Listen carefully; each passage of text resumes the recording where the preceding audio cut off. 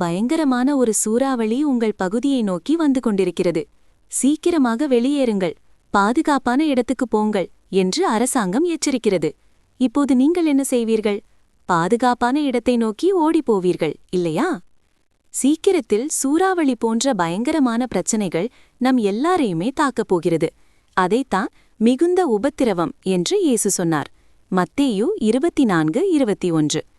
அந்த உபத்திரவத்திலிருந்து நாம் தப்பித்து ஓட முடியாது. ஆனால் அந்த சமயத்தில் நம்மால் பாதுகாப்பாக இருக்க முடியும். அதற்கு நாம் என்ன செய்ய வேண்டும்? அதை பற்றி மலை பிரசங்கத்தில் இயேசு இப்படி சொன்னார். எப்போதுமே கடவுளுடைய அரசாங்கத்துக்கும் அவருடைய நீதிநெறிகளுக்கும் முதலிடம் கொடுங்கள். மத்தேயு 6:33. இதை எப்படி செய்யலாம்? கடவுளுடைய அரசாங்கத்துக்கு முதலிடம் கொடுங்கள்.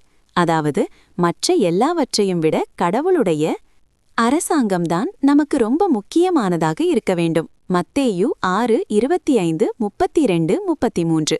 ஏன்? ஏனென்றால் மனிதர்களுடைய பிரச்சனைகளை மனிதர்களால் தீர்க்க முடிவதில்லை. கடவுளுடைய அரசாங்கத்தால் மட்டும்தான் அவற்றை தீர்க்க முடியும். அவருடைய நீதிநெறிகளுக்கு முதலிடம் கொடுங்கள். கடவுளுடைய நீதியான சட்டங்களின்படி வாழ நாம் முடிந்த அளவு முயற்சி செய்ய வேண்டும். ஏன்? ஏனென்றால் எது சரி எது தவறு என்பதை நாமே முடிவு செய்யும்போது விளைவு மோசமாகத்தான் இருக்கும். நீதிமொழிகள் 16:25. ஆனால் கடவுளுடைய சட்டங்களின்படி வாழும்போது நாம் அவருடைய மனதை சந்தோஷப்படுத்துவோம், நம்முடைய வாழ்க்கையும் சந்தோஷமாக இருக்கும். ஏஎச் 48:17-18.